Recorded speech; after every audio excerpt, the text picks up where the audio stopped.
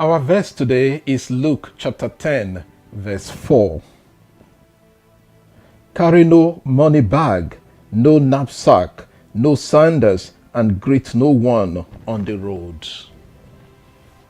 My interest in this verse is how we can apply this teaching of Jesus to our world today. But first, let's look at the context, which is very important for understanding the text.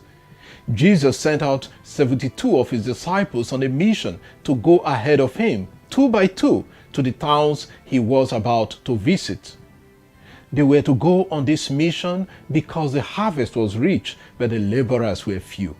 It was a mission to prepare the way for Jesus. The mission was going to be tough, to speak to those who would likely react to the message of the disciples. Jesus tells them to prepare themselves for this mission.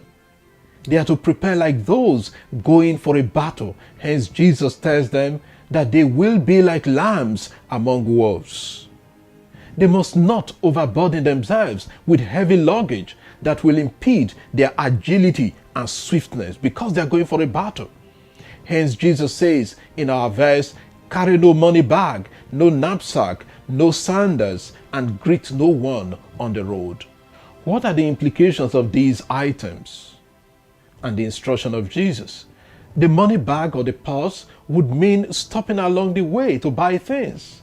Money can be a source of distraction and cause us to buy or do things we would ordinarily not do if we didn't have money.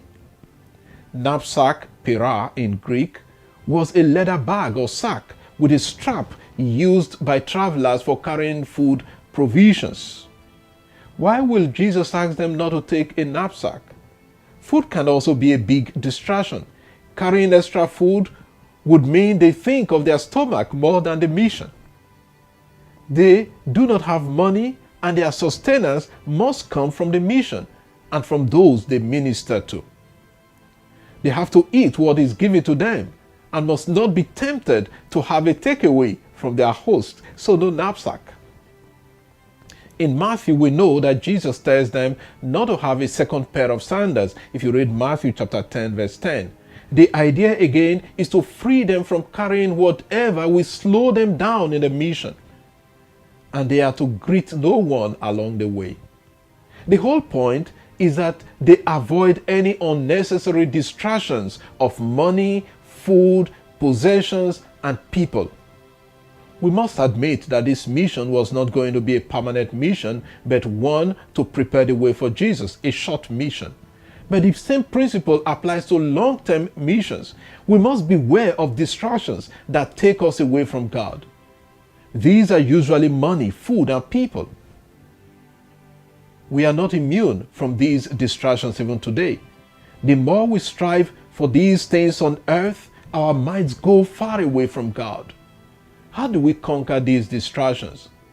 Following the principle of Jesus, not piling up things for the future, having just what we need now. Contentment, that is the word.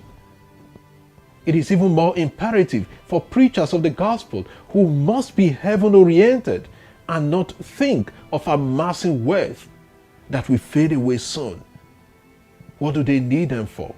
When they are preaching the gospel and telling people about heaven and how to make heaven, why are they the ones piling up things here on earth?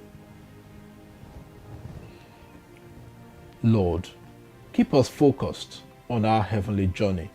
And as we work for you on earth, may we not be distracted by the things of this world.